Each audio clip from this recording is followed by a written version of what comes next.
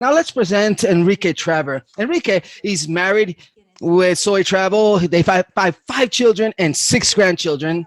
Enrique, he's an attorney or a lawyer and an economist, and he's the executive president of Copadre, a Brazilian company for industry and trade for raw material for the agricultural sector. He was born in Spain and he lives in Curitiba, Brazil, and in the state of the south of Paraná region in Brazil for over 50 years now. Enrique, he's been a student of the Urantia book since 2009. He was the president of the Urantia Brazilian Association since February of 2016 till February of 2020.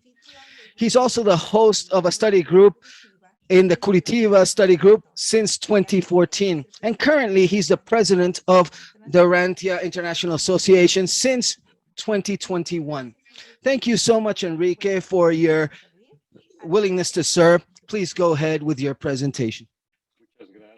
Thank you so much, Jeannie. Thank you for this invitation. It is an honor to be here with all of you. Thank you very much to everyone that is here present.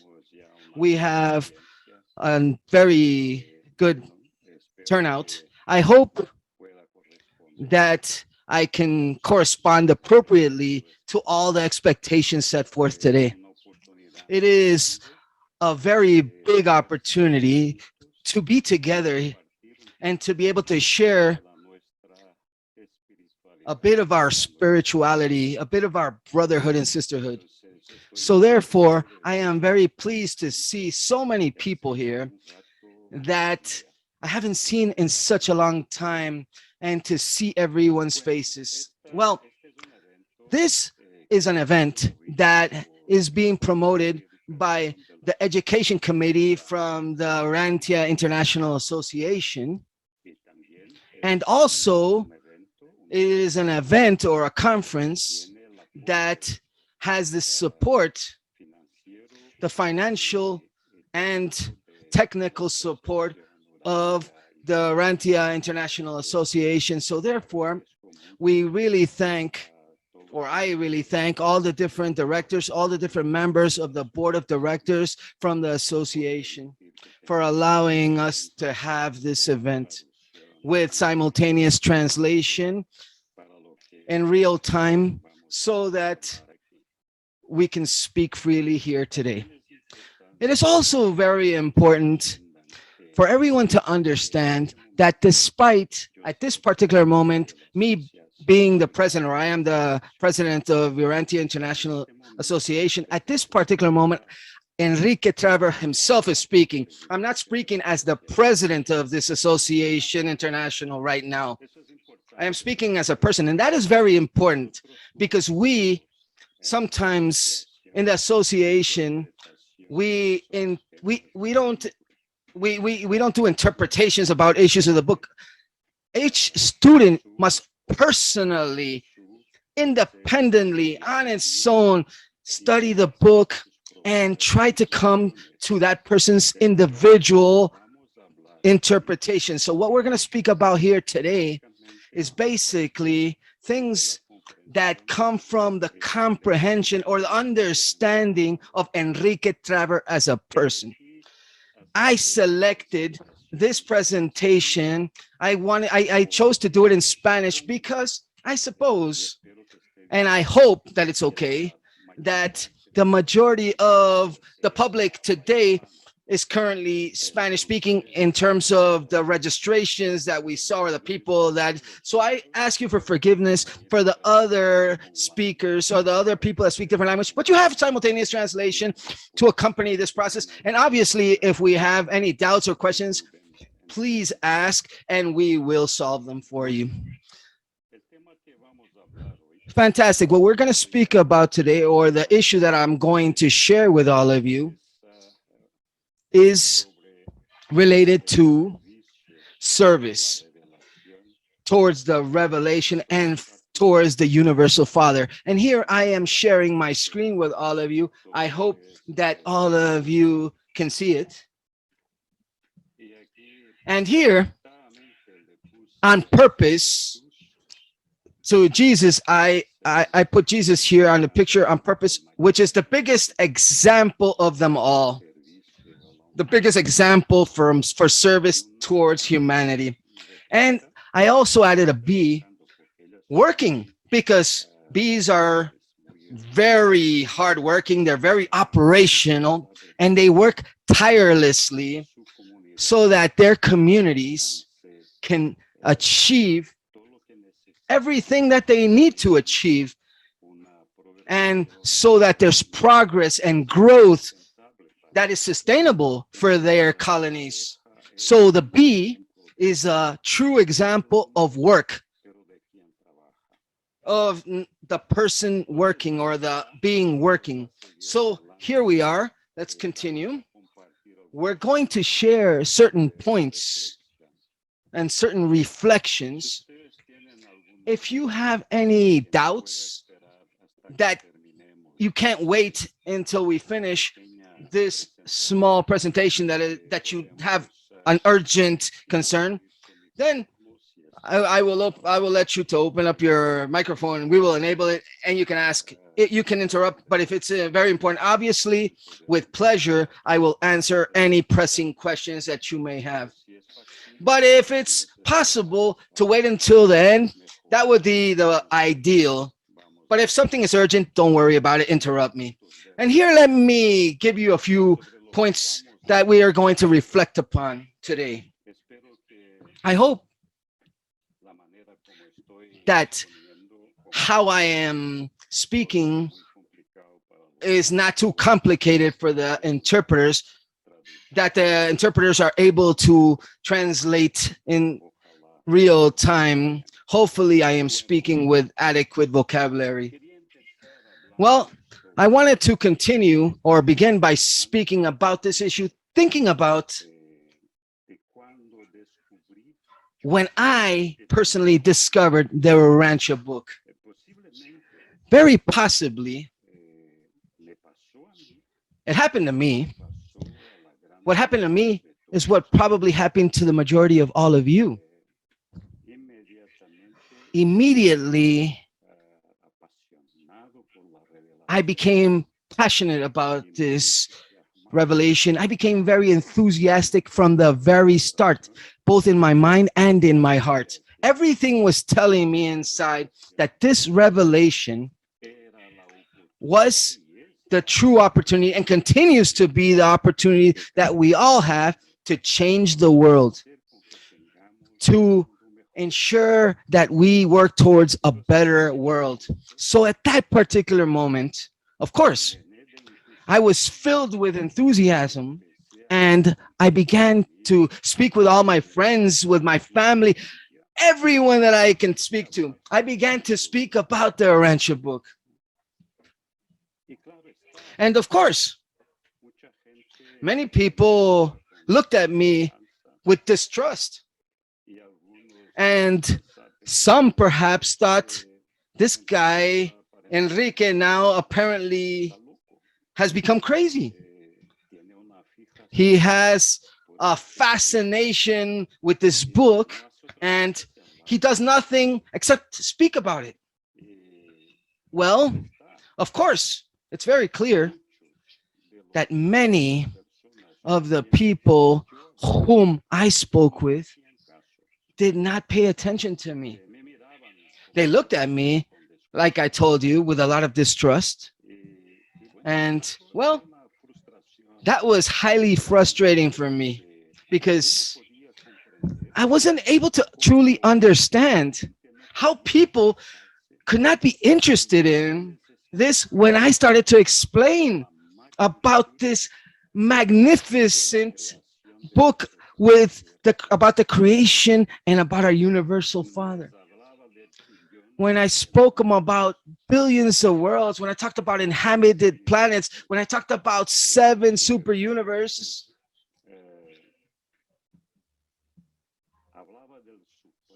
when I spoke about the Supreme and about thousands of things that I found in the book, and everybody just looked at me. When they didn't turn their back on me, they just didn't pay attention to me. Well, some even at a particular moment told me, look, you have to stop that fascination you have with this book because it's very boring. It's very boring to be around you, man.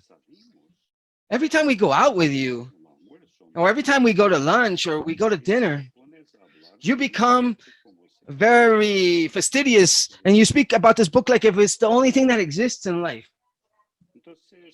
So I believe that many of you probably went through a similar situation. And I asked myself many, many times, actually thousands of times, why do people not pay attention to this? What was I doing wrong when I spoke about something so precious, about such a huge treasure, such as the teachings within the book? So therefore, I began to look inwards. I started to self-analyze, trying to find an answer within. What was I doing wrong? And one of the things that came to my mind was, well, I do believe that these teachings can change the world. I do believe that. But how much did these teachings actually change me as a person? How many of all these things that I am learning right now effectively promoted a true change in me and my personality so that somebody else can actually notice that something different was actually occurring? Immediately, I started to perceive that one of the problems that was actually happening was that I wanted to pass to people, I wanted to provide people with an opportunity for them to improve, for them to perfect themselves. And I forgot, well, that the task had to begin with myself.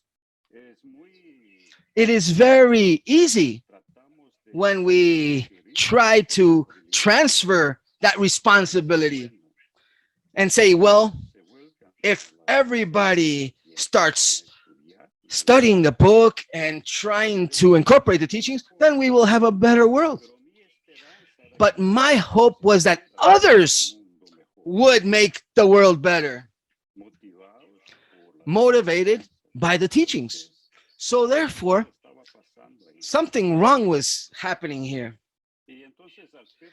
So when I started to perceive all of this, I asked myself many times, if I'm not perfect, how can I incentivize others for them to be able to progress and change?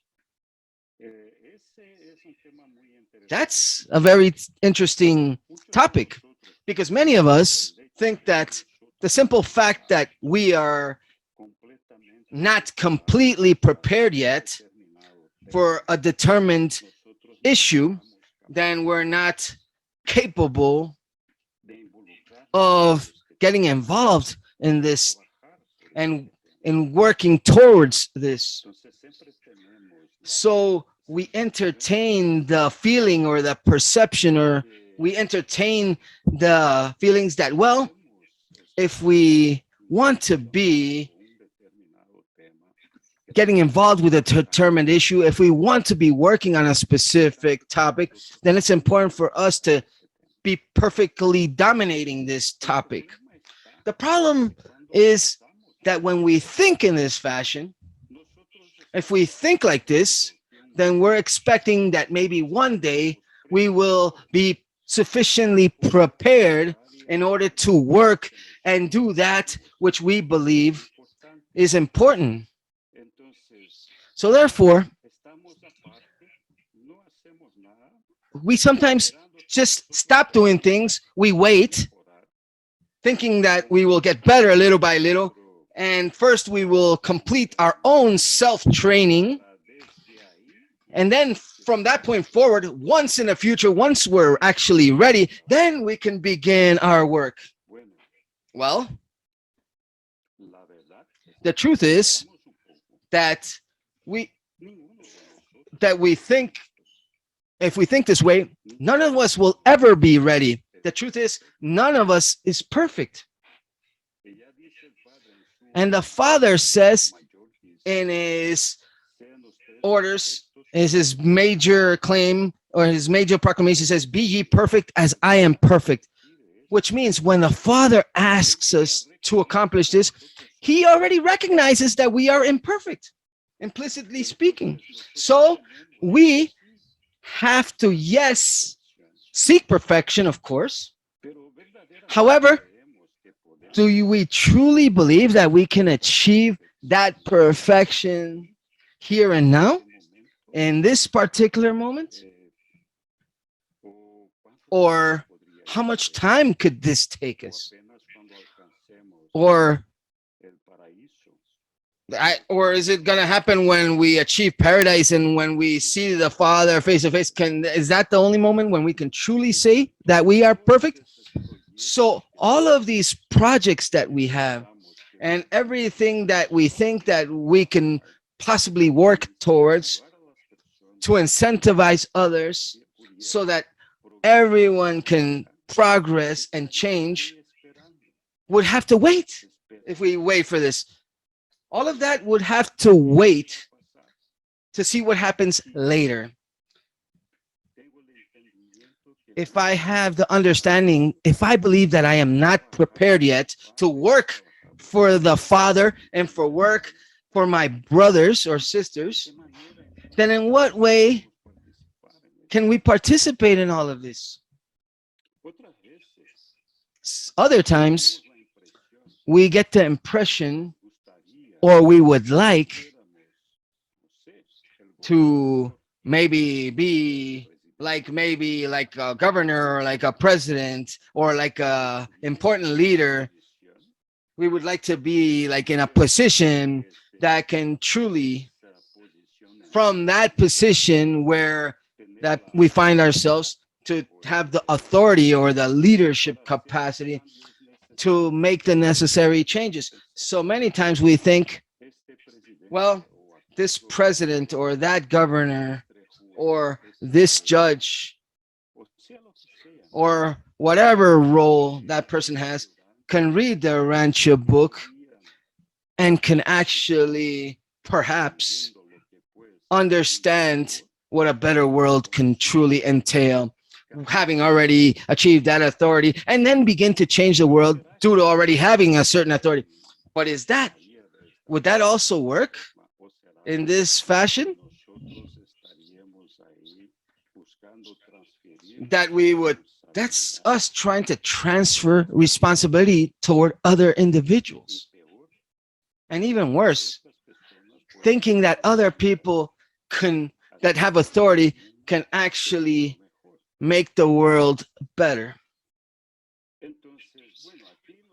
Well, here, this brings us to an issue which is a recurring issue for many individuals that think that we're not sufficiently ready or prepared to work for the Father yet, that we're not ready to serve our brothers, to assist our sisters, to serve the kingdom of God. Or many of us may think, hey, I would first have to be a leader or a governor or someone that can truly have the capacity to make necessary changes to make the world better. And well, we know very well that unfortunately, that's not how things work. That's not how things are. It is necessary for every person, every individual to change first. Individuals must first have their own possibility to seek a way to grow in themselves and to find the Father within their own hearts. So the simple fact of maybe creating a law or setting forth or creating certain rules, surely that is not going to make people to change their ways of thinking, or will not make people change their attitudes. That comes from within each individual. So yes, it is necessary for us to try to find the formula so that people can try to seek out God. Just as I believe, perhaps it may sound a bit arrogant, but I get the impression that, well, I'm in the correct path. I'm in the correct. Maybe that may sound a bit arrogant. I know I believe that I'm on the right path, but well, at this particular moment, we're working so that that truly is the case. But the important thing is for us to truly be able to, in one way or another, have all of our brothers and sisters have that same opportunity to continue to push forward and seek God in their own hearts. Apart from that, in a certain moment, I had the perception that service for the Father and to mankind is a tool for change, or is the tool for change. But where did this perception come from? Well, first of all, when we look at all of these celestial beings, all of these descending personalities that come from the Father, beginning by the Father himself, even when we look at intermediate beings in our planets, or if we look at angels, all of this huge array of beings, celestial beings, are there serving. Serving what? Serving us. They're at the service of the Father, so that we are able to gain perfection, so that we can one day achieve the Father in paradise. So when we look at so many personalities, so many beings working tirelessly, and something comes to my mind when we think about the thought adjuster, which we receive a little before we turn 6 years old. And the thought adjuster is there working 24 hours a day from Monday to Monday, trying to see if he can truly guide us in a way towards the Father. The thought adjuster is works tirelessly. We do so many things that possibly frustrate these marvelous adjusters, that they may not like to see us do. Many times I ask myself, why do they continue to put up with it? How can they have so much love and so much patience with us? The same thing can be said about angels. The same thing can be said about midwayers. And that's how we're going with all of us, all of the beings that are at the service of the Father, with all of those beings that are serving the Father and serving us, to allow us to truly continue to grow. And why is this service can be the tool for change? So there, the text from these teachings speak about the second mile. They talk about gaining souls for the master, and that's what we are seeking to accomplish, to gain souls for the master. It is not the first mile related to compulsory acts. The first mile was that when I first encountered the Urantia book, when I discovered it, when I first came across it, and I tried to show this book to everyone that I came across, anybody that was even closer, so that they would also have that same opportunity. Well, that's wonderful, yes, but that's only the first mile of compulsion. of true convention, which would transform men in this world. So, therefore, this is also not a new rule, a new authority or leader that wants to change the way and how things are done. So this is not that first mile of compassion that will transform men in our world, but rather the second mile related to free service and devotion is what corresponds to the Jesus lovers that try to come out and crave to capture their brethren and guide them spiritually to a higher existence in a mortal realm. So it is a completely different attitude of going out to look for our brethren with love and guide them spiritually toward our Father.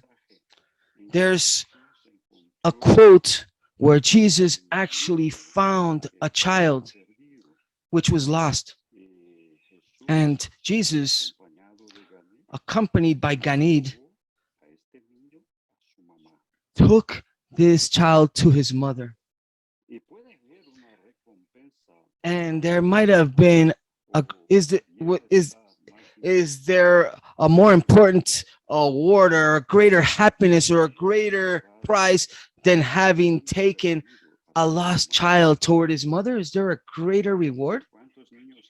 And how many lost children do we have in this world that are lost and that don't find our Father, that can't find our Father? And that's the issue. We need to work to help these individuals, all of those that are currently lost, to truly be able to find our Father. Christianity, even now, continues to recur to only the first mile, but humanity, languages, and is stumping across moral darkness in order to achieve the second mile. So many followers of Jesus that truly love and live like he taught his disciples to love and to serve. So therefore, I stopped for a moment and I started to reflect and think, well, it is of little help for me to be giving discourses about the Urantia book, about the revelation, and about how the revelation can change the world. Of course, obviously, that is still necessary, yes. But more important than that is what actually Jesus did, which was to serve people, to serve our brethren, to serve God. So therefore, service or to serve means to have love for your brethren, to have compassion and respect and an interest in them. And how can we continue to follow Jesus' example? To at least see how Jesus acted so that we can try to be inspired with what he did. It says that Jesus took to God like a man from the kingdom the biggest of offerings, which was what? The consecration and dedication of his own will towards the majestic service of doing the divine will. So doing the will of the Father. Many times we ask ourselves, what does this actually entail?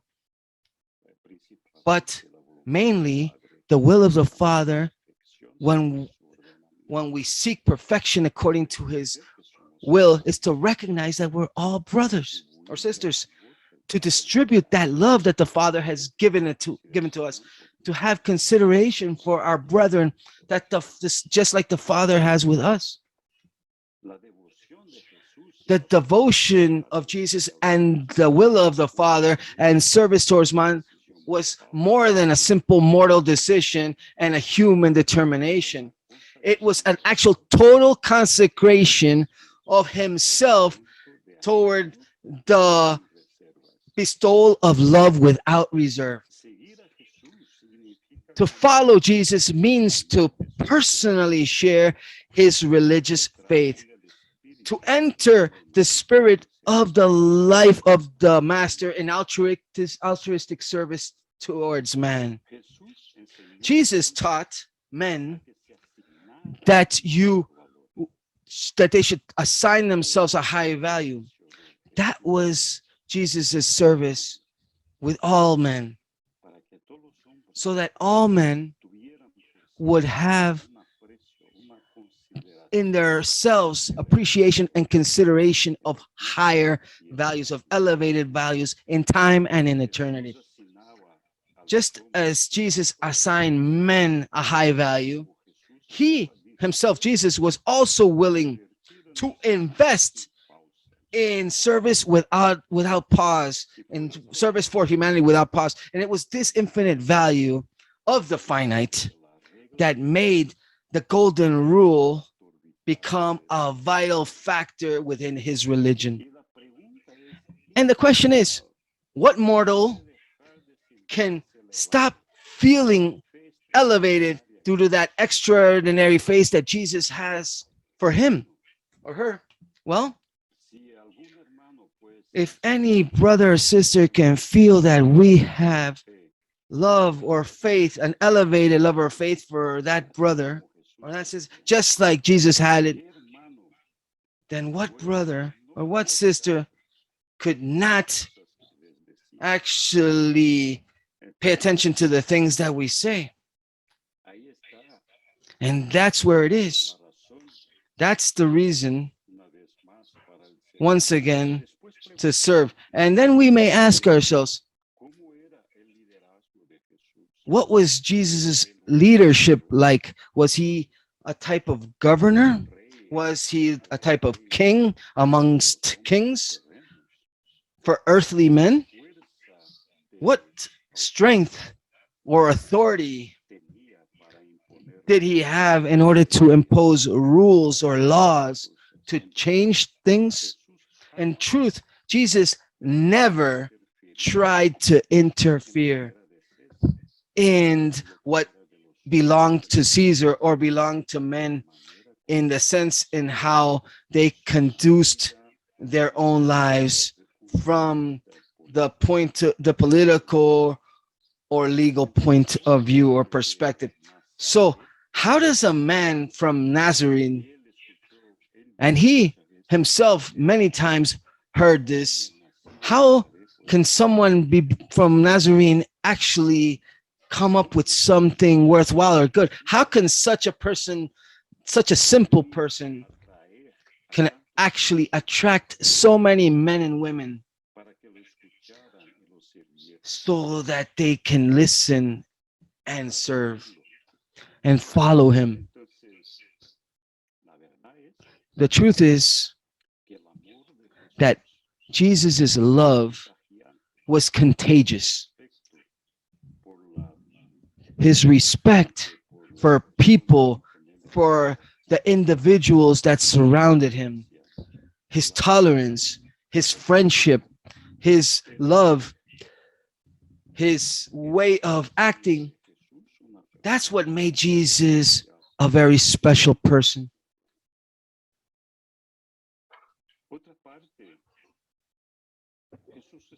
Another part, Jesus was with us for very few years. Unfortunately, he was only here. He was only was work. We only his public life was only 5 or 6 years long, ever since he created his group of apostles.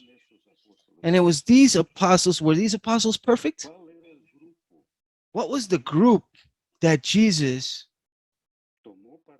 took for himself as those that would represent him when he left this world. When we look at these apostles, we have to think about why we can have worries about why should we be worried about not being prepared enough to serve the Father, not being prepared enough to serve our brethren. None of those apostles were perfect. Apart from that, there is no log or registry within the revelation that refers to any of these apostles as having fused with his thought adjuster. None of them ever fused. So therefore, they served the kingdom. They served God. They served the Father. And they served men with all their defects, with all their deficiencies, with all of their problems, with all of their limitations. And as a result of their work, we have Christianity, the Christianity that exists today. When we look at those apostles, when we look at these apostles, we can think about their work. Andrew was someone that had great service and actually giving advice to Peter and Santiago and John about who they should select as the first missionaries. Peter was an eloquent speaker and a dramatic speaker, as many others that we have. And he was also a natural leader that actually knew how to motivate the multitudes. Yes, obviously we need many Andrews, many Peters, but we also need James. We need many James, Santiago in Spanish, which his personality had an ability to see every facet in any affair. James was able to plan, was able to see what can come out well and what can come out bad. He was almost able to truly understand the true importance of the teachings of Jesus. John, his most important characteristics was his trustworthiness. He was a faithful devotee. Philip had a strong point, methodological reliability. Nathaniel was in charge of taking care of the families of the 12. What an important job of taking care of the families. To take care of the families of the 12 apostles, to ensure that they were always protected. Levi's strong point was his sincere devotion. He even donated all of his worth. Thomas's great force was his analytical mind, extremely analytical mind, combined with the solidness of his value. And we also had Jacob and Judas, the Alphaeus brothers, that did not have very strong individual characteristics, nor weak points, but they were part of this team as well, Jesus' team. What an interesting fact, having these people within this group, within this apostles that Jesus respected and loved like if they were his own children. Simon's strength lied in his inspirational loyalty. He was a man that was capable of changing the minds and the ideas of those two that were indecisive about entering the kingdom. So he had a great ability of convincement, and in order to influence people's minds to allow them to become converted or to convert people. Jesus, for Judas, Judas was the treasurer from the group, and out of everyone, he was the best fit for this job. With all of the problems that we know about Judas, this group of people that were serving Jesus, and this group that continued to work even after Jesus left, did their job, but they were not perfect. On the contrary, every single one of them had big deficiencies, big problems. But one thing important is that they dedicated themselves to Jesus as best as they could, with everything that they had, with their limitations, with their limited understanding of Jesus's teachings. It is true that after Jesus left, their teachings had certain distortions. That's true. But undeniably, these apostles, these people did very enormous and worthwhile work to allow us to get where we're at today, where Christianity has come to today. So therefore, when we look at these points, when we reflect upon these issues, one question that always pops is, well, if we agree that we have to seek perfection and change the world, and if we agree that we need to serve, then what should I do for myself? What can I look at personally? What should I do myself in order to improve and better serve? The truth is, what we first have to do is seek the Father and serve our brethren. There's a quote that says that very frequently men forget that God is the highest experience in human existence. Other experiences are limited in their nature and content, but the experience of God has no limits except the capacity of comprehension of the creature. And that same experience in itself expands capacity. When men seek God, or they seek everything, when they find God, they have found everything. The search for God is the unlimited gift of love, accompanied by surprising discoveries of new love and the biggest love that is capable of being donated. So we in this world, which is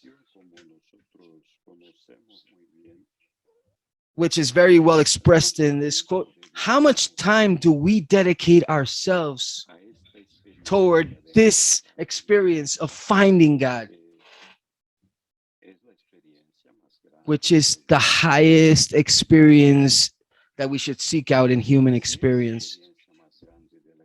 And if it's the biggest experience that man can experience, then it should be what we should focus the greatest part of our resources on, including time, including our work, including everything. Obviously, this doesn't mean that we have to be like all the apostles and maybe give up having a family and just only focus on disseminating the gospel. Obviously, yes, that's also feasible and that's a possibility as well. Yes, but our lives, our day to day,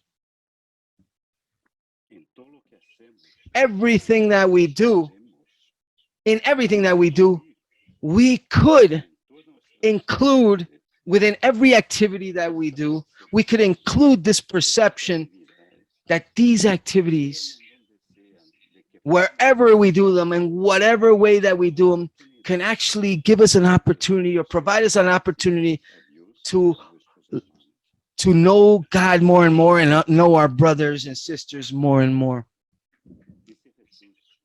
Jesus said, "He who wants to be big in the kingdom must first be a minister for all, and he who wants to be the first amongst all of you,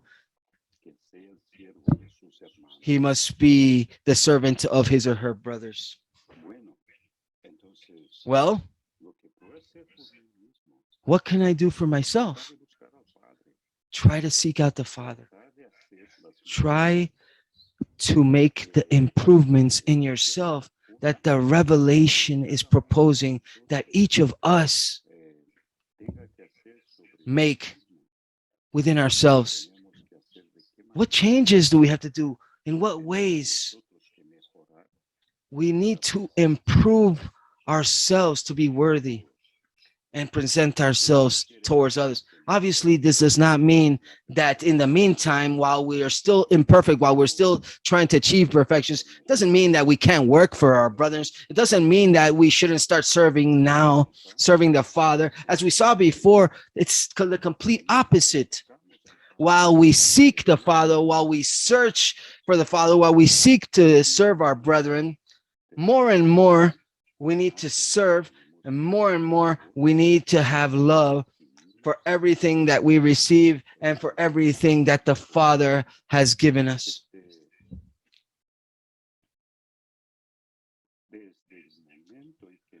Ever since we began to improve ourselves, from that very moment, we need to think, what can I do for my family? What can I do for my friends? What can I do for the people that I have around me? Let me tell you about a certain let me give you a certain story. I have 5 children, and not all of them have become involved in studying the Urantia book. And there's one of my children, which is the complete opposite. Ever since he was very young, he was always challenging his mother and challenging myself to prove that God is not real, to prove that the Father is not real, that we are wasting our time,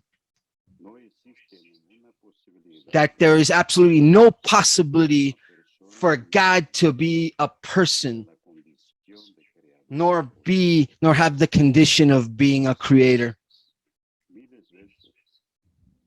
And we've had many occasions where we've had conversations and long talks trying to change my son's mind.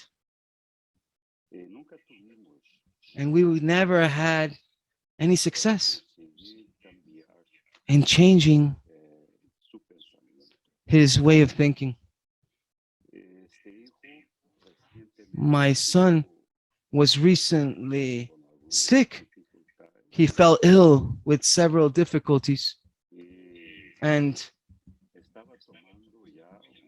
he was taking some time. It was so while since he was able to sleep correctly. He had panic attacks and many other health issues.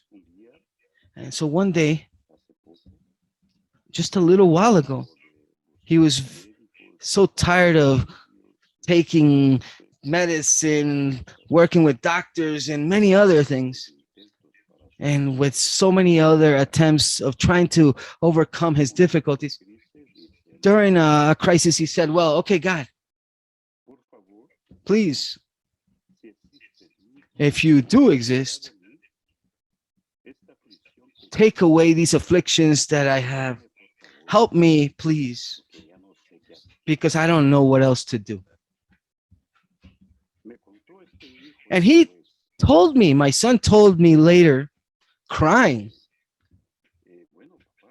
he said, Dad, the truth is that after so many years denying the Father, denying God, For the first time, just the first time that I searched for him, I actually felt his presence within me. I felt I was being hugged in comfort that I had never ever felt before. Ever since that moment, he started to meditate and to pray and to search for the Father. And today, yes, he is one of the people that actually professes faith and belief in the Creator. So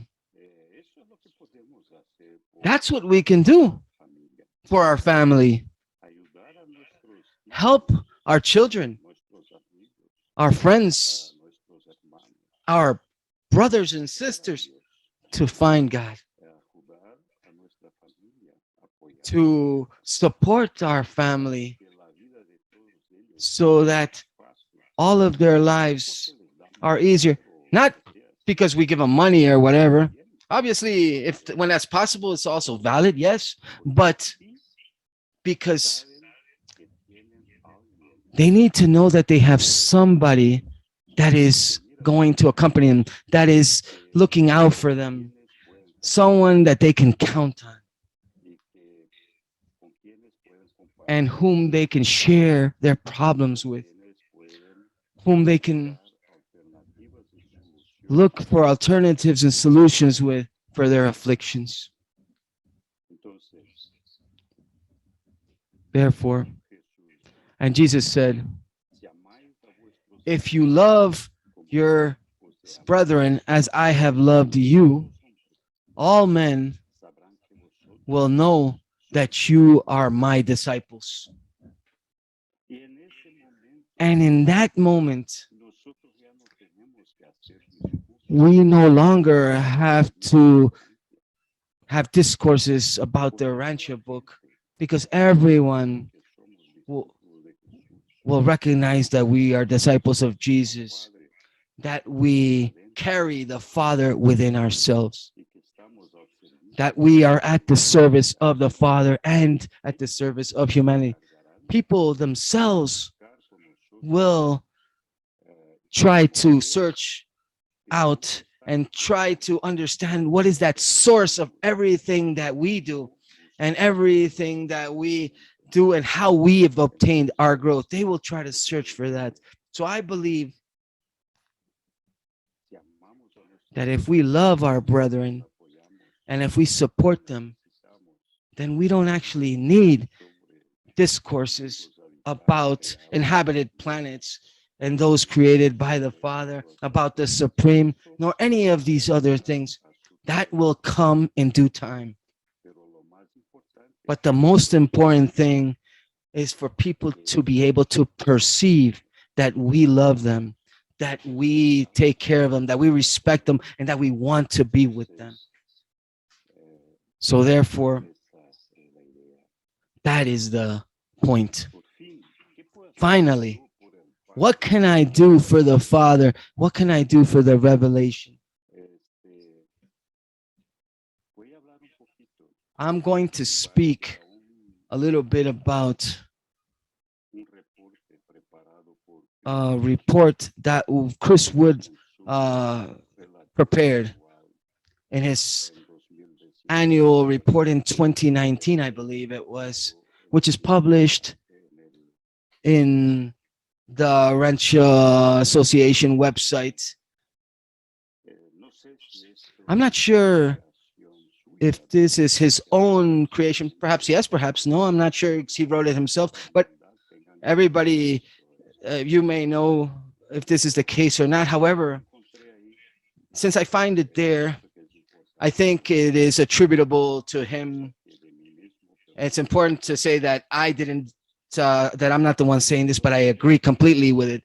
That in the first day in the Rancho community, we had challenges in 6 basic tasks that we had to do. One was translate the book. I'm not sure if I remember exactly how many translations the book has. I think 20 more or less, or two plus or minus two. Introduce the Urantia book and translating the Urantia book into all languages is an enormous task, an enormous challenges. It will take many years to translate it into every language, and obviously we need translators. Another challenge was publishing the book. We had to publish it, and the revelators did not want just one person to use their economic and financial muscle power to publish the book.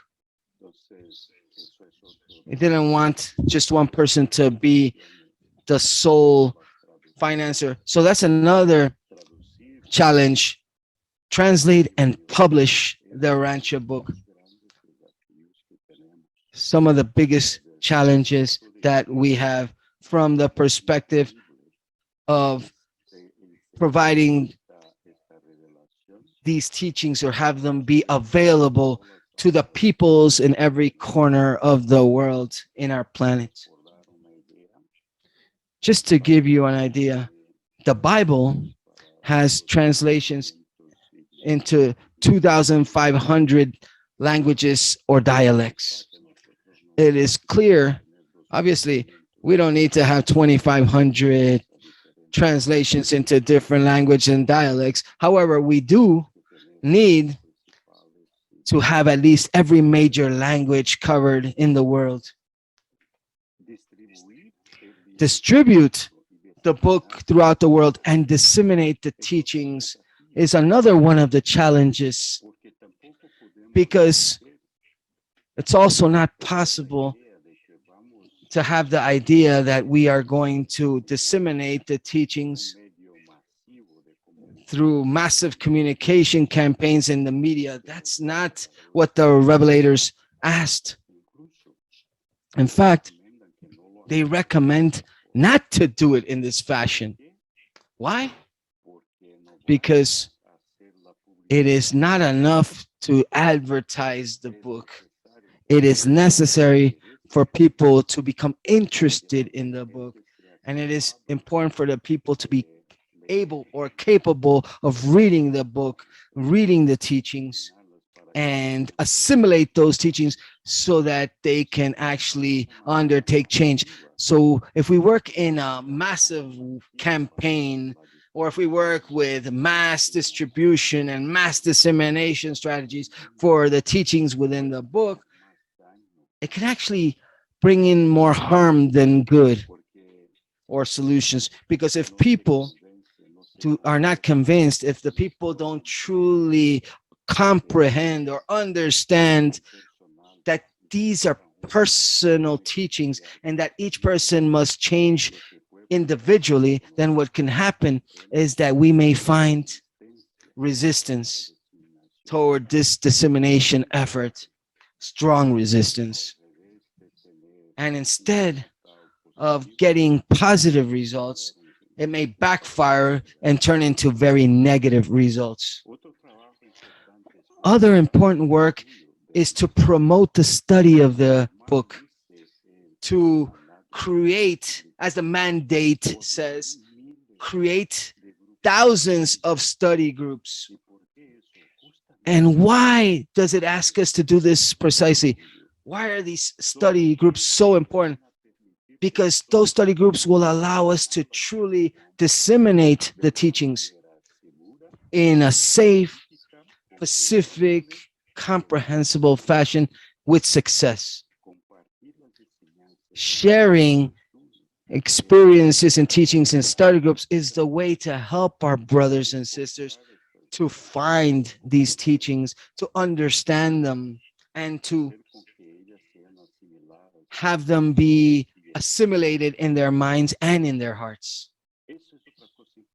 And that's another very important thing. We need to train or create these study groups. And one thing that is missing are leaders to lead these study groups. So training teachers and training leaders is very important as well, which we need to work on. That's the final point. We need to work on training teachers and leaders to be able to have the possibility to create more and more study groups. Apart from all of this, we've asked ourselves, well, in what way can I volunteer? And how can I work for this revelation? Apart from everything that we spoke about. And we already said that we can help with translations, that we can help by working in study groups, taking on roles, leadership positions, and also work with our local or national associations. It's impressive how much difficulties we have to actually find people that want to assume these responsibilities, to actually lead a study group or lead a dissemination group or lead a group that is going to propagate, disseminate the teachings in a part of the world. We have frequent difficulties.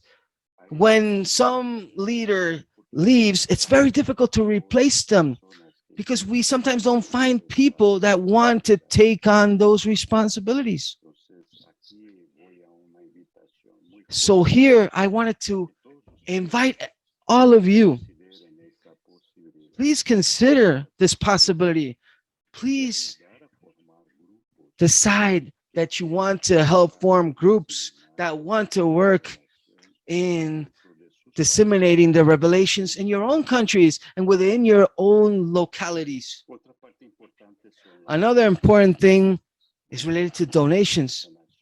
Well, well, obviously, donations is not something that it's just clear cut. We obviously need donations in order to do all the work that we need to do, in order to publish the book, in order to distribute the book, in order to donate books, in order to share books, and numerous programs like, for example, book fairs, which is one of the ways that we use to share the teachings and one of the ways that we use to disseminate these teachings to everyone. In book fairs, we're not limited we're not only limited by the cost of the fairs and by the availability of the books that we have in the book fairs, but we're also limited by volunteers to participate in these book fairs, people that want to help out during the book fair. It's not necessary for you to be there 24 hours a day, but if you can donate some of your time to participate in these book fairs, it is wonderful. It's important to have a group that is always available to work, at least partially, in these books. What about conferences? Conferences are also very important to help our brothers and sisters, especially those that have the most difficulties in understanding parts of these teachings. And during these conferences, we are able to help these brothers and sisters to better understand the passages, especially the most difficult ones. It's obviously clear that we can create an unending list of things that we can do or things that we can accomplish as volunteers. Each one of you knows that there's a lot of work to be done. Every one of you knows that. And it is not a requirement for you to even be a professional or a university grad or a professor or anything. No, the only thing that we need is a desire to support and to help. There are many opportunities for service and to practice love for our brothers via volunteer work. So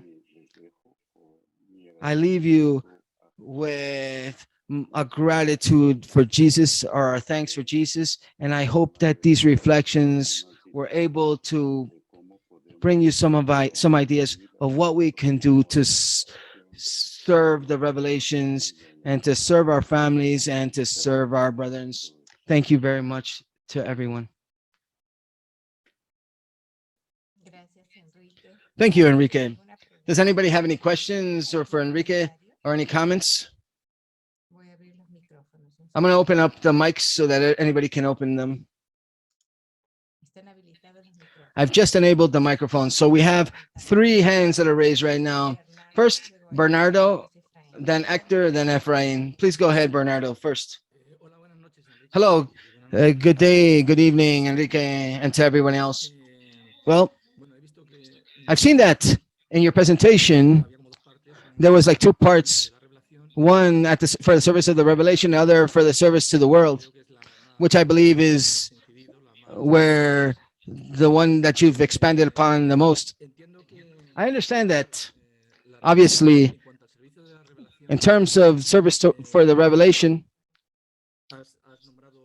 you've you've given us many ways and how we can serve, like such as translations and such as conferences or all of these types of events that are put on. But at the end, in my personal opinion, at the end of the day, is that the tr- the true revelation is not the book itself. The true revelation is us ourselves, and each of us are actually that revelation, or we can be the revelation of the Father and the Son. We can be the revelation of Jesus ourselves. So if we actually want to do big things, we want to accomplish big things for the revelation, work in ourselves first, and with a dignified life and worthy of the values that you defend, then with that, you're actually providing a revelation for the world in yourself. I wanted to just add that because I think that's the most important point, which was not included in everything, all the points that you've provided. In terms of what you said about service towards the world, about changing the world, there's a very important thing that the revelation, very big impact that had in me. I was a practicing Christian. I first met God intellectually speaking as a Christian.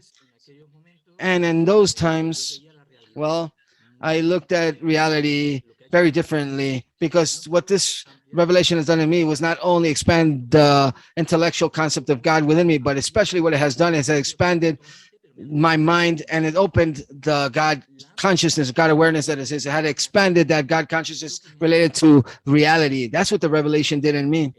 So therefore, when you say change the world, when I was a Christian, I believed that the world was chaos, that the world was a very sinful place, and that the solution was to Christianize the world. Now, looking at it from a different perspective, I see that I was being very selfish because this is not about making people like myself and like I want them to become. No, it's about each one being original, every person being how they are, but also having the Spirit of God. I know that now. Why? Because the revelation had that impact in me. And I wanted to ask you, well, I didn't truly capture that idea that you have of changing the world because when I hear this revelation, everything has changed in me. My vision of changing of the world has changed radically. So this world, I think it is a good world now. And let me explain. Somebody may say, no, how can it be a good world with so many wars and so much evil? No, no. Let me explain. This is a world where it continues to have a divine plan. This world is a world that is as it's supposed to be, as the Creator, Son, and a universal Father has meant it to be. If they would have wanted in a different fashion, perhaps the Lananadek sons would not have been propensive, would not have the possibility to make mistakes. They would have simply just been perfect and not fail. And the rebellion, Lucifer's rebellion would have never been possible. But everything follows a plan. So my vision of this world is not that it's not an evil world, a bad world, or an atrocious world or a chaotic world. No. The revelation has given me a vision that this is a world as God wants it to be. If this world would have been different, it would have been completely different. Then we would have circumstances that would not be possible. If we didn't have these tribulations, our faith would not be as strong because it's important for us to learn how to have faith without testing. In other worlds that have no faith, everybody just believes per se, and everybody wants to be saved, but because they have all the proof and they have everything in front of their face. And it's important that we have to only work by faith. Thank you, Bernardo. Forgive me, Bernardo. Please forgive me. We have very little time. Well, I wanted to say many more things, but okay. Well, basically, I want to talk about the perceptions that he has about the world to change the world, and in what sense. That was the question. Thank you, Bernardo. Well, I agree with much of what you've said. Well, changing the world means offering everyone the possibility to have spiritual growth so that we can achieve light in life. And that's not going to happen overnight. It won't happen even in 100 years. We need to live uh, long experience in order to achieve that. But it is correct that all celestial beings are working with us to help us develop this comprehension and help us in this perfectioning task that we've been uh, provided with. And the revelation itself is an effort by the revelators. And I agree. What we seek is to one day achieve light in life. And if we can, with this, shorten that work, never eliminating the experience factors that we have to go through, but providing many of our brothers opportunities to not get lost in the way. But that's the idea. Thank you very much. Hector, please.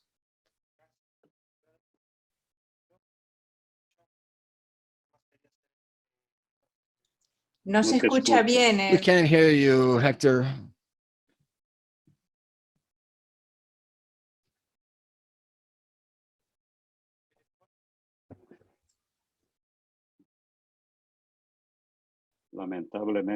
Unfortunately, your microphone's not working, Hector. Okay, yeah, now can you hear me? Yes, it was my microphone. Forgive me. Yes. Well, what I wanted to comment upon is related to the problem that I've seen here, at least in Mexico, here where I'm at. And I've been criticized by some people for this when they see that I'm a Urantia book student, is that it seems that they want us to like be saints. And you mentioned this. They want it may seem like we think that they want us to be perfect before we teaches. And I say, obviously, we're not perfect, but we're perfectionable. So I invite all of our brothers, especially all of us that are here in this conference, that if you don't feel capable of being or able to be disseminators of these truths because you don't feel perfect, or if you don't feel worthy of providing these messages, don't think about it in this fashion. No, as you mentioned with the apostles, please just go ahead. We can do this. We can do this work despite not being perfect. And just remove that mentality, just simply that we're not perfect. No, the Rancher book this says this and that, and that's why I can't do this, because I'm not perfect. I don't feel capable. I don't feel able. I don't feel worthy of doing this. No. In terms of the examples that you gave us with your son, I also see this with a lot of people time and time again. Sooner or later, people that were atheists, sooner or later, they seek out God. Perhaps at the moment of their death, like the thief on the cross, but sooner or later, they'll look for God. And I'm completely certain of that. And in terms of donations, well, unfortunately, and even more here in Mexico, the people think that everything is free. Amongst ourselves, we've had many problems as well, that they criticize us that why do we ask for a donation, that there's an international donation if there's a donation. Yes, of course, but we don't just work. We're not working here to make money. We use donations to actually serve, and we need to investigate. We need to do this, and obviously we have to be accountable, and we have to treasure, and it's very difficult to find money because people think that it's going to be for your own personal expenses. No. I have my books. I have my own money. I have my own way. Obviously, we need donations precisely in order to continue to work. This is not free. This is something that requires. And thank you very much, Enrique and Jeannie. Thank you, Hector. Thank you very much. Efrain, go ahead. Good afternoon to everyone. Hello, Enrique. What a pleasure. It was wonderful to hear you. Congratulations for your magnificent work, for your presentations related to the teachings of the Urantia book. Simply, I wanted to make a comment, or I wanted to remind everyone. I'm not sure exactly where I read this. I read this somewhere in the Urantia book. It says that the Urantia book has a 1,000 year influence. So I understand that in 1,000 years, very possibly, the Urantia book teachings will probably be world known. Everyone will know about them. Currently, despite all of the efforts, I'm not sure if we will even achieve or get to a, not even 5 or 10% of the population. With the efforts that we're doing and all the different translations, etc., I consider that the work is there's a lot of work, and we all need to work. And all the different directors I see are working quite hard. And the book is getting known little by little. There's another point, and I ask myself if humanity or if all people are in the capacity of reading the book or of accepting what it says. I ask myself, are people capable of reading it and accepting it? Because I've seen certain cases and certain people that have the Rancho book and they just have it on their shelves, but they never open it. Maybe there's a friend or somebody who looks at the book and may be interested and get attracted and finds out about it. And well, where can I get this book? And for some people, the the the word Urantia itself is kind of strange. And a few years back, something happened to me in this regard when I was in a meeting with a few friends and they were talking about JJ Benitez's books. And I had already read 2 or 3 of JJ Benitez's books. So they said, "Do you know that those books are inspired in the Urantia book?" They told me. And that word, the word Urantia sounded like something. Actually, and I started to look for the book. It took me like 2 years to find it because that book did not exist in my country. But I think that that also happens.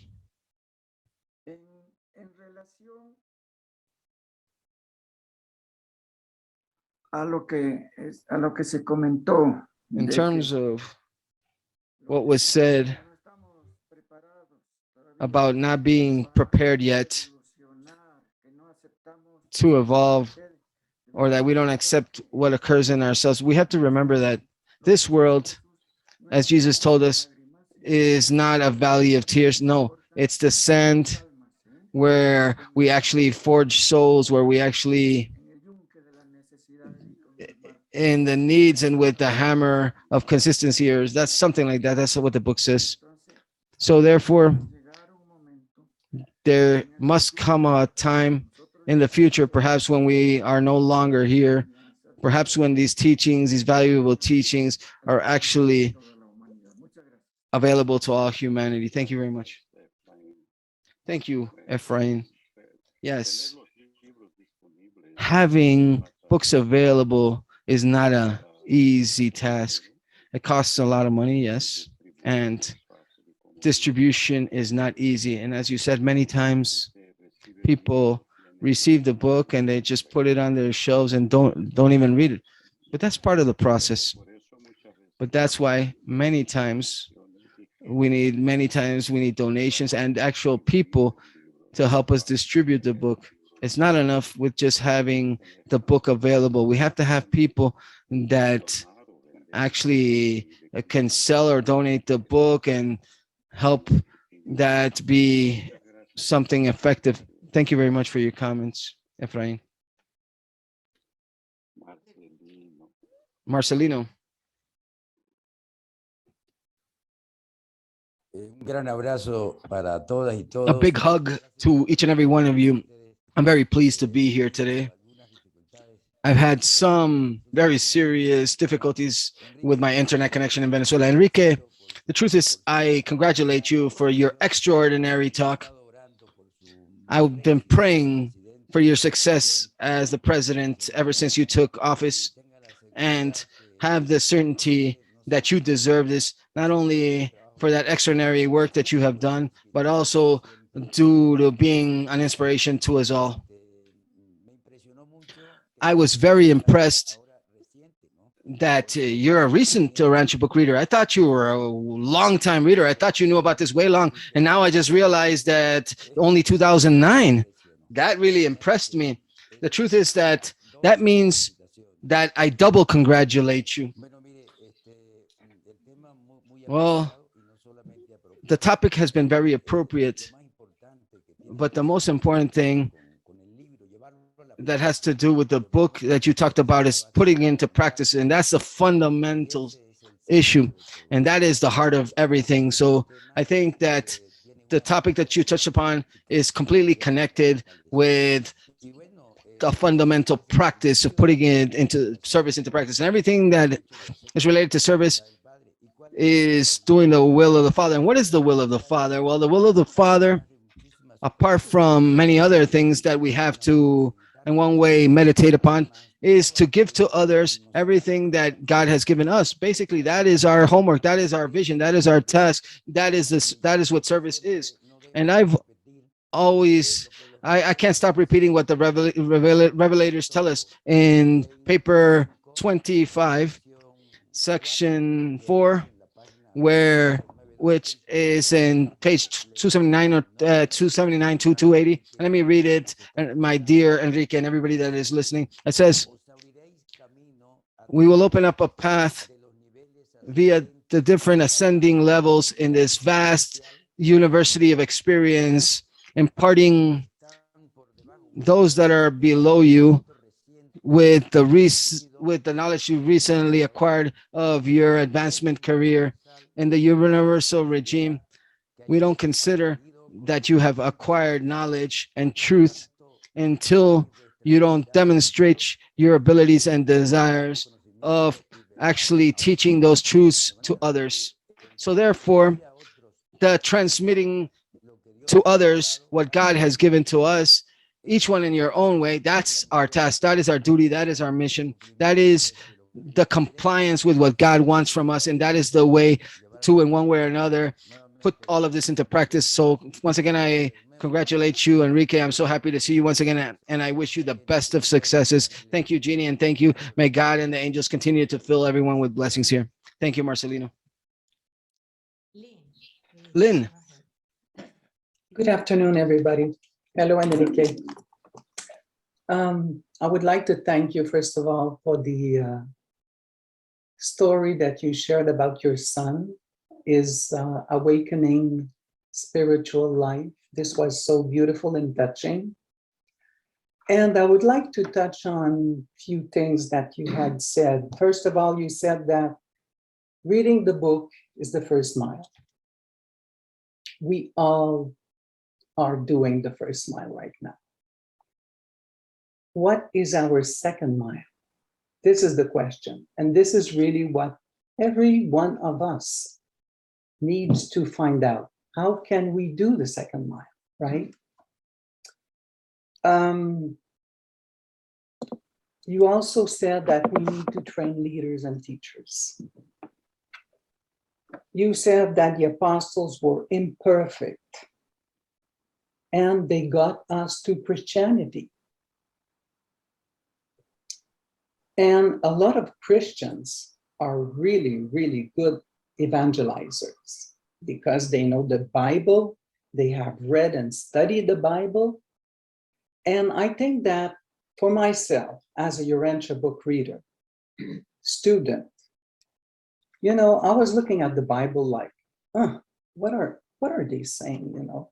The Urantia book is much better than the Bible.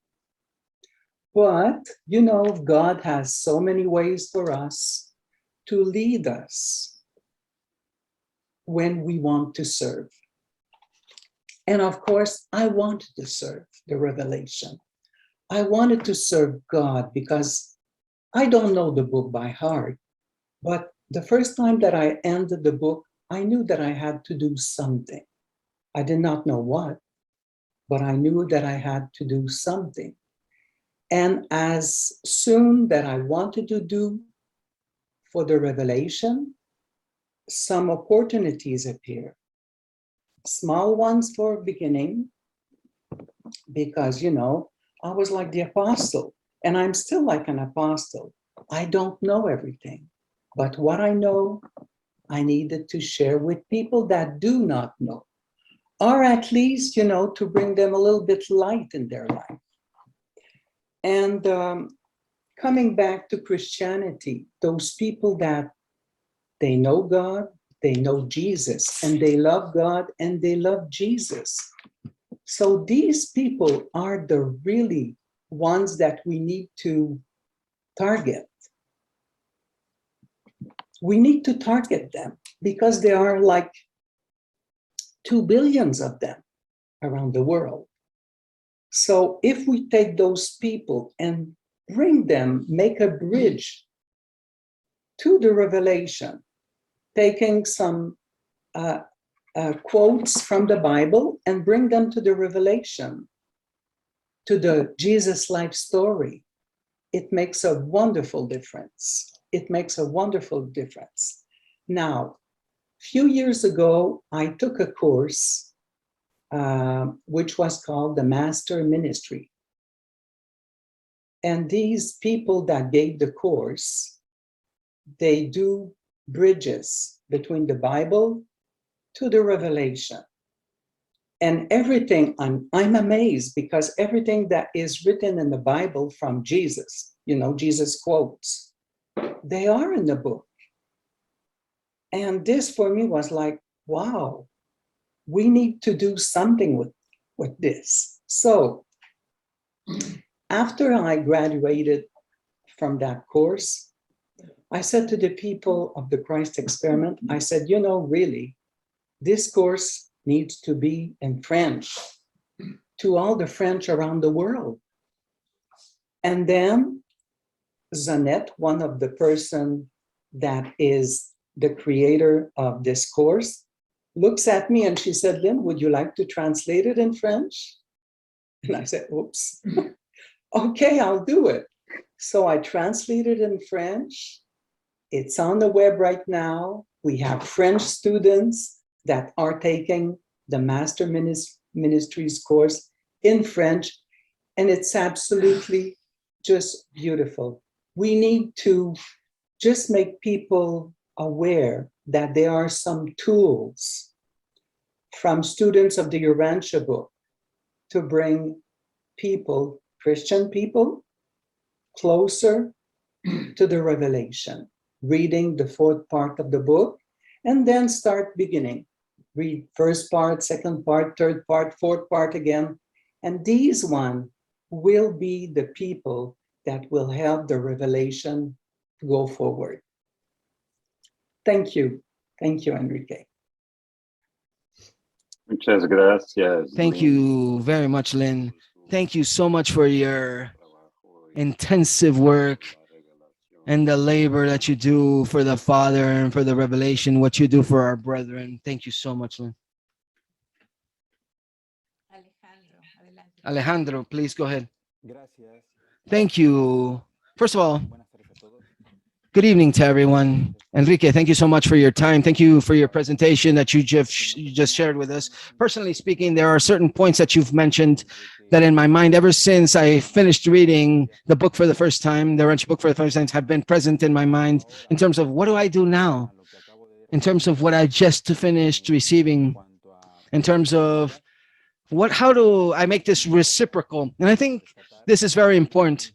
There's something that comes to mind when the revelators speak about the government in a neighboring planet where this country that is completely isolated and that hopes to, in one way or another, begin to search for like a sort of evangelization or gospelization of other countries and other people in other parts of this planet. And the revelator said that they're making a mistake that in Urantia is happening of going out and substituting or eradicating or removing those beliefs that are considered that they consider to be wrong within a community. Which what should be done instead is to extrapolate or try to actually taking from these strains of people that have greater discernments and taking from the people that understand, have more understanding, the citizens from these other countries that have a better capacity to receive that information, and taking those and teaching them in your own country and then returning them to their communities, and they themselves will help their own communities advance. So I think something similar is happening with the community of readers here. I think that those of us that read the Urantia book are part of that community. We are those people that in one way or another genuinely are in a search, and that has brought us to this revolution, and that our work, at least at this particular moment, is important in terms of the dissemination of the teachings, that we in our own communities and the locations where we work, we should be an example of this revelation, and not precisely because we're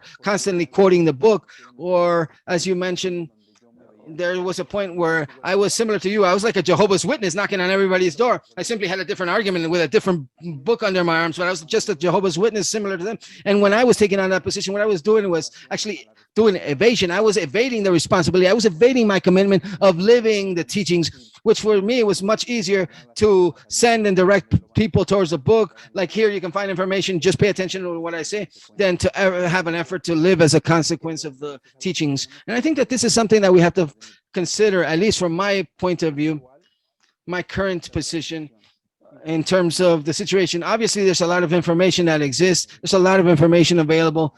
Lots of what the revelators express is a collection of human knowledge that already existed in the past.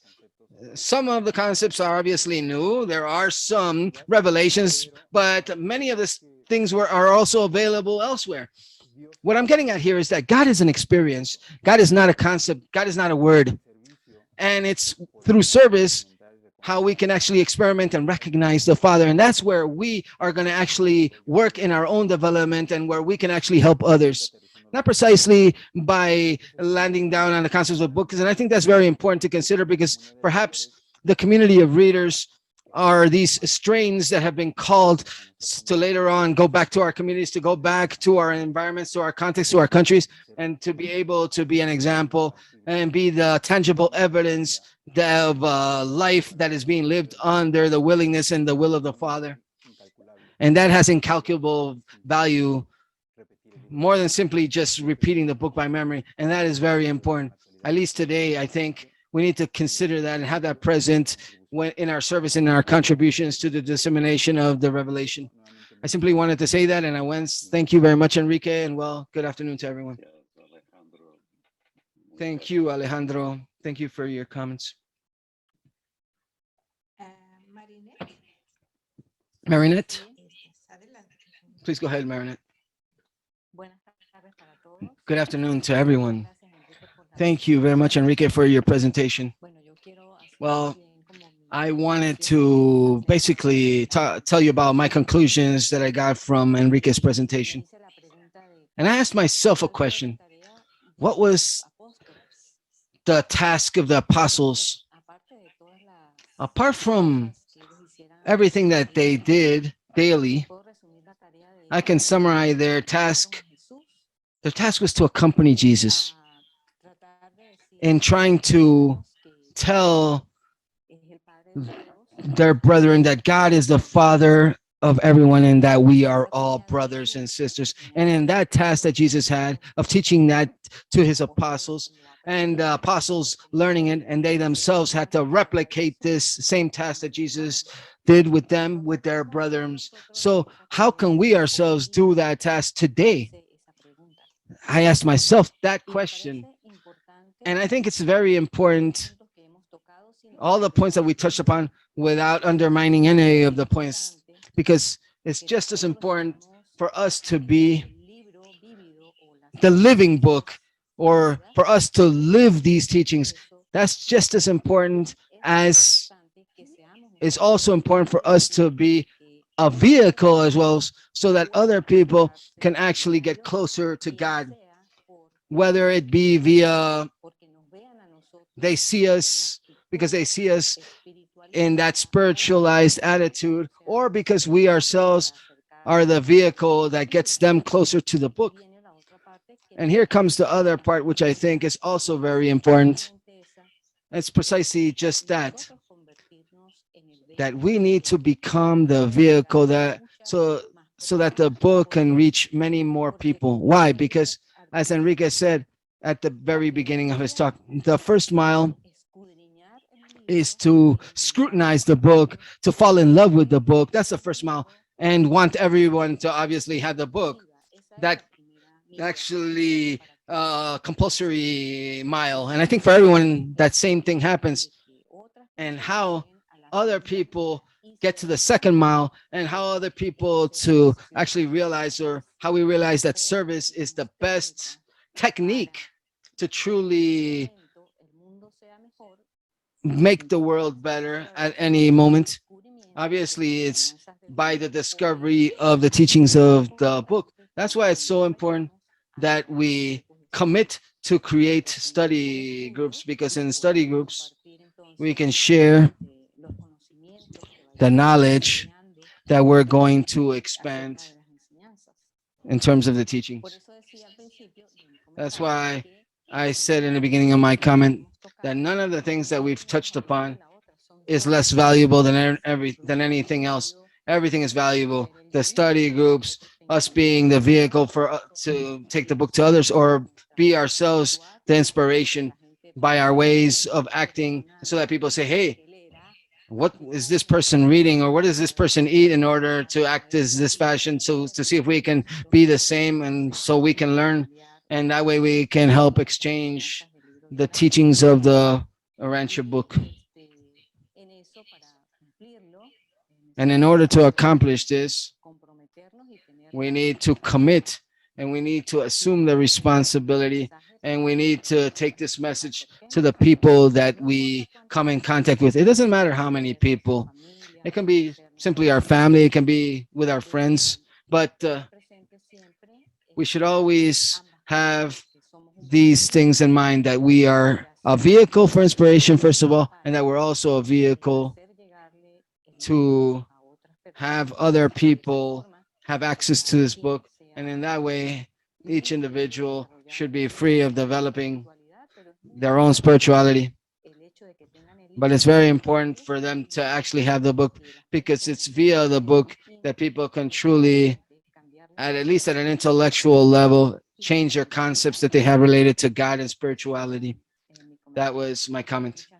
And thank you very much for touching upon these issues. Thank you very much, Marinette. Okay, please go ahead, Please. Marianne Hughes or Fernando. Hola. Vale. Voy un momento, perdón. Sí, adelante, Fernando. Okay, Fernando first. Well, Casi lo que dijo Marinette. Enrique. well, similar to what Marinette said. Well, my point of view, simply we need to become an open book. We need to be the open book for others with our own experiences. We lost him. I think his internet connection got cut off. Communication is bad, Fernando. Yeah, he's frozen. Go ahead, Marian, please. Okay, Marian, please go ahead. Hola, buenas tardes. Perdón, mi español no es muy bien. Entonces, I'll be very quick. My one suggestion that I have seen work very, very well, if you travel, take a book. One book is enough. Put it in the library of the city or the town where you're going, and you will be surprised. And years later, after placing the book in the north of Scotland, I asked a man where he found the book at a conference. He said, "Oh, I found it in the library at Findhorn, and it was sticking in my back."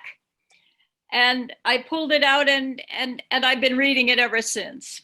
I took the book to the library in Tenerife, and Hara Davis found the book, and she has produced amazing study guides that I could never do myself.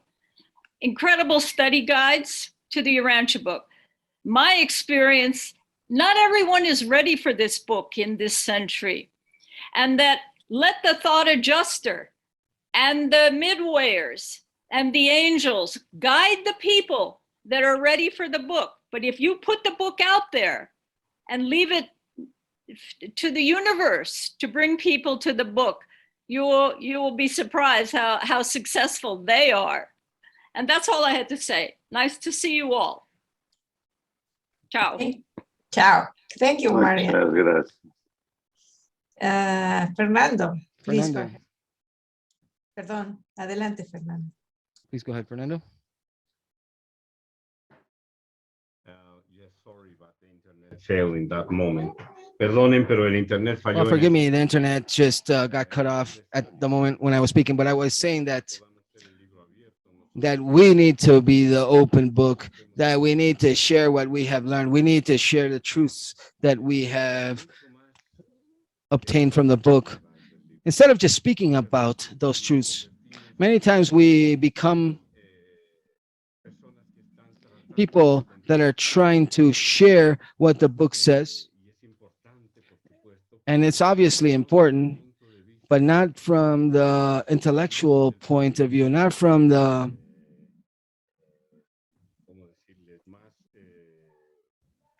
más impráctico que existe según lo que not from the most impractical part that the book talks about. We have to share experiences. We have to share what we've received, what has changed in all of us. That's the most important thing. Many people will not be even able to read the book, but they will be able to read us. They will be able to be around us. And that's the most important. It was simply just that. Thank you, Enrique, for what you've done. Thank you so much. Thank you, Fernando. Creo que sigue Pablo. I think Pablo is next, right? Please go ahead, Pablo. Thank you, Jeannie. Enrico, thank you very much for what a beautiful presentation. I wanted to highlight something that you said several times, actually, because we talk about service, but there's a point that you mentioned many times, working with ourselves. And that's where service actually begins. Service begins with ourselves, with each of us as an individuals. First, we need to work with ourselves. First, we need to serve ourselves. I recommend as initial service to wish to grow, wish to improve, but with an intellectual service, as my sister mentioned, the service of reading the book ourselves, of expanding our own concepts that we have about God, that the book has provided for us. We, throughout our life, we start to generate certain ideas about material reality, about goals, about objectives, everything that we consider to be philosophy. But the book is an actual revelation, and it lands things down. It actually gives us or shows us the destiny that we have, which is so beautiful. So that's where, for me, service begins. And what you mentioned in your presentation, that's what actually impacted me most, that service begins with us. What are we going to do for ourselves, for each of ourselves? At least in my case, what am I going to do for me? And then after I do something for me, what is going to make me grow? Well, obviously, we want to share it. And my sister also said, hey, in the room, there's a person that told me, hey, I finished reading the book, and she wanted to stand in the front of her door and stop people. Hey, look, read this book now. She wanted to do that. That's a natural impulse. That's a natural impulse when we actually realize about everything that the book has caused within our own being, about all the teachings that we found in this book, which actually truly motivate us to change. So that part of service, I wanted to super highlight it. Service begins with us, yes, and then service starts to become shared, and sharing what beautiful things we have received. Because definitely speaking, when we learn something from the book, that desire, that selfish desire, that for me, it gets eliminated. Now we have the desire of sharing this gift that I received. I also want to give it to others. Thank you very much, Enrique, for that part. I loved it. I loved all your presentation, but I wanted to highlight that specific part. Thank you very much, Pablo. Thank you. We have two hands that are raised. One is Bernardo and the other is Francisco. Since Bernardo already spoke, let's give the word over to Francisco and then to Bernardo. Please go ahead, Francisco. Hello. Thank you very much for that marvelous meeting, this marvelous meeting. Thank you very much, Enrique, for everything that you're doing. I still haven't finished reading the book completely. In reality, I'm not really reading. I'm studying the book little by little. I read a chapter, I read a paper, I meditate, I read it, I meditate, I read it, I meditate. And I'm reading it very patiently because I think the book is very fascinating. It's not just like a novel that you read very quickly. And when highlighting what I heard, When I speak with many of my friends and I tell them, hey, look, this book, 2,097 pages, and they say you're nuts. Okay, so of course, this is something that we've highlighted.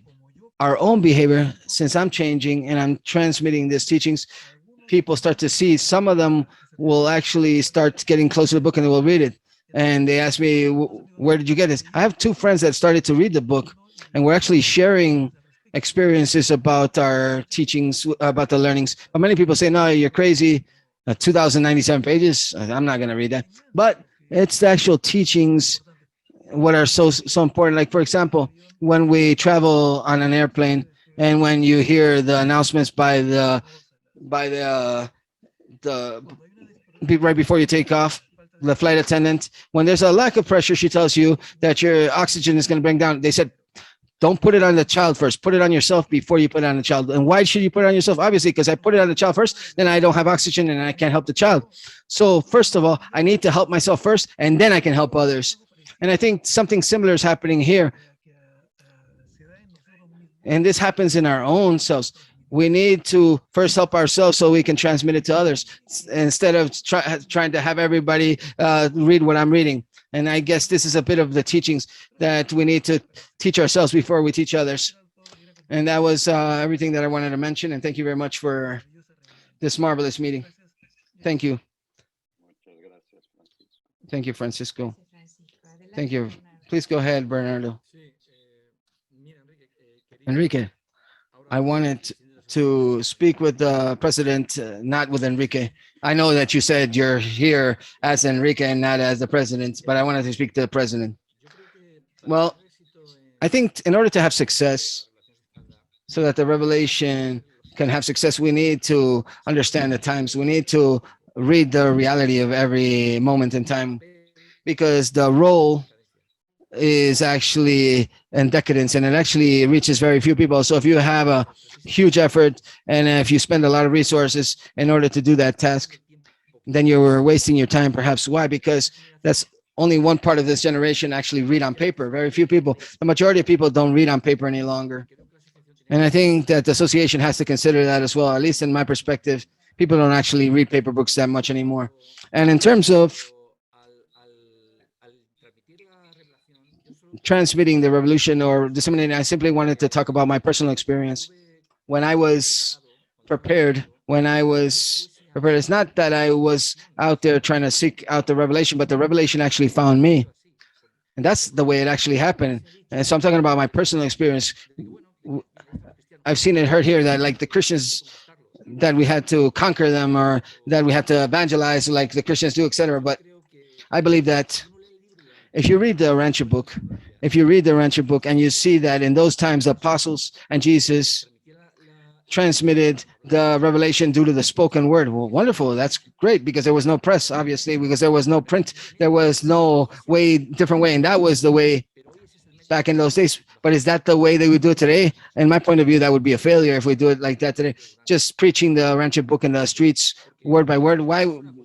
Because when people are actually prepared, when people are ready, and only when they're ready can they actually take that transcendental leap to a higher truth. In the meantime, they can't. So therefore, under my point of view, the revelation is already there. It's somewhere. It can be in an interactive location, but it doesn't matter. If at the end of the day, that person is ready, they'll fall into that particular place. They'll find it, surely.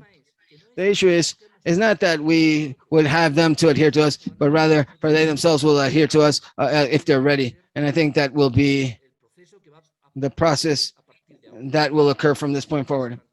And it's very important for all of you, the people from the association, from the foundation, for these things to be understood, that we need to see the signs of the time, because the way of acting will depend on that, and the success will also depend on it. Nothing further. Thank you, Bernardo. Thank you, Enrique, and thank you to everyone for this marvelous session. We have 5 minutes left. Now let's give the microphone over to Armando, and then didn't catch another name. Thank you very much, Enrique. Thank you very much to everyone for those comments. Thank you, Pablo. Thank you to everyone that has spoken today. I simply wanted to say that I get 3 conclusions that really have enriched me profoundly.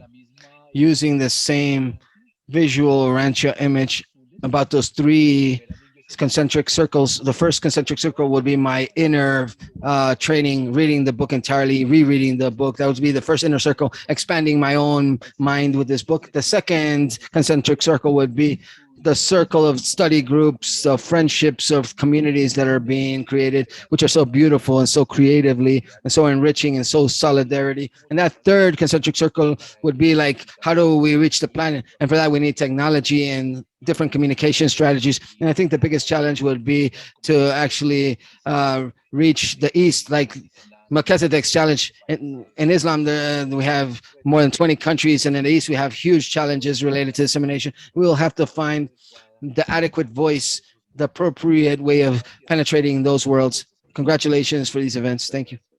Thank you. Gracias, Armando. Adelante, Ismael. Thank you, Armando. Ismael, please go ahead. Thank you, Jeannie. Wonderful presentation. I really liked it. I'm going to talk about my personal reflection in terms of the dissemination of the book. I believe that in order to disseminate the book, we first need to change our souls. We need to incorporate the books within our own souls, accept those teachings and live those teachings. And I think that's the fundamental factor. That's the first step that we need to take. And then after taking that first step, then we begin to instruct others that also want to take similar steps. That would be the step two. And in terms of the dissemination of the book in the world, well, in my opinion, I believe that the dissemination of the book for the world would have to be with people that are receptive to the book or open to it. Let me give you an example. I saw a Christian that was interested, that believed that there was something more apart from Christianity itself, or a Jewish person that believes that there's something more than simply what they read in the Torah, or that they begin to have certain doubts about religions. These type of people that are ready. What we should not do, though, is to isolate ourselves, because I noticed that many readers, especially on Facebook and in the Urantia Facebook community, I see a lot of readers that want to isolate the revelation, and they believe that the Urantia book was given to a group of people. No, the book was not given to an individual group. It was given to all humanity. The important thing here is to not disseminate the book in a sense which is worldwide. No, the point is that we need to know how to do this little by little. We need to, that's the method is what is important. Jesus of Nazareth sent his apostle, one of his apostles, late to disseminate the gospel throughout the world to all his apostles. But what is important is the methodology or the method of doing so, because evidently speaking, we cannot go through the churches and around our house and saying, hey, listen, do you know about the Urantia book? And obviously we can't do that. But if we see a Christian or a Jewish person or a Muslim or somebody from any belief system or any religion that is receptive towards other, open to other teachings, that's where we can begin our instruction process and to elevate the concepts and not just say, hey, do you know about the Urantia book or about the super universes? No, the first step would first be to elevate the concepts that that person has. And that's what Jesus of Nazareth is with the Jewish priests, with the Gentiles, as well as with the Sanhedrin in general. First elevating the concepts that these people had. And then if that person actually has heightened concepts and they decide to seek out new teachings, or they seek to search within themselves for something different or search for the truth, or are more interested in understanding the truth that you are teaching, and then we can actually speak about the Urantia book, evidently speaking. However, as I said earlier, the most important thing is the method, not that we disseminate worldwide simply without a methodology. We obviously have to express this worldwide, but we have to do this partially, not in an absolute fashion, because it would be a catastrophic and chaotic. It would be like an invasion instead of an evangelization. Obviously, we do need evangelization, but as I said earlier, it has to be to people that are receptive to the revelation. All religions, all beliefs, and all the beliefs that the world has are evangelized, because Jesus said that even in the Urantia book, Jesus also sends apostles to actually evangelize the world. So it's normal for all religions to be impregnated with us because Jesus actually ordered that. But as I said earlier, the important thing is the method. It has to be with people that are open, that are receptive, that are people that are interested in other truths. Those are the people that we need to focus on and teach and elevate their concepts based on the divine revelation. But we should not isolate ourselves, or we should not close a group, or we should not become sector based. Because if we isolate ourselves and become like sects, then the only ones that can truly enjoy from this revelation would be a very closed group of people. When the revelators, what they truly seek is to for us to actually disseminate the book throughout the world, but for the people that are ready to receive it. That's the way we disseminate. Because we can't just stay sitting down that the Father's going to solve things, everything. Obviously, we need to play a role in the dissemination. If not, we will not advance properly. We definitely need to put our grain of salt, and the Father will give His grain of salt for us and for the people that are interested in the truth or are receptive for those truths. That's what I wanted to say. Thank you, Ismael. Well, our time is up. So, Enrique, I pass the microphone over to you so you can give us some closing remarks. Thank you very much. Thank you, Jeannie. Thank you very much to everyone, Ismael. Yes, Ismael, those are the people that we're searching for. If we know how to find them, all of them are welcome. Let's try to search for these people that are ready. Yes. Well, the last thing that I wanted to say today is that we should always consider that service is not the book. We should always understand that service is not the book in itself. We need to speak about the revelation without speaking about the book. It has to be within us. It has to live within us. We need to showcase the fruits of the Spirit. When we do this, then things just happen. Our work is to elevate love, understanding, friendship, and take it to our brethren.